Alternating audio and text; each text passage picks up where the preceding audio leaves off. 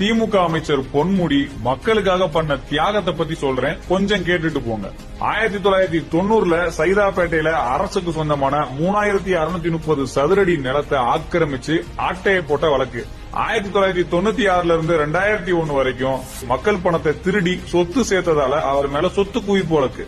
2006ல இருந்து 2011 வரைக்கும் பொன்முடி அவரோட மனைவி விசாலாட்சி 2 பேர் மேலையும் சொத்து குவிப்பு வழக்கு. இந்த வழக்குல தான் 2023ல நீதிமன்றம் தீர்ப்பு சொல்லிச்சு, உங்க 2 பேருக்கும் 3 வருஷம் ஜெயில் தண்டனை, 50 லட்சம் ரூபாய் அபராதம் அப்படின்னு. வயசான காலத்துல என்னால ஜெயிலுக்கு போக முடியாதுன்னு கதர்னாரு பொன்முடி.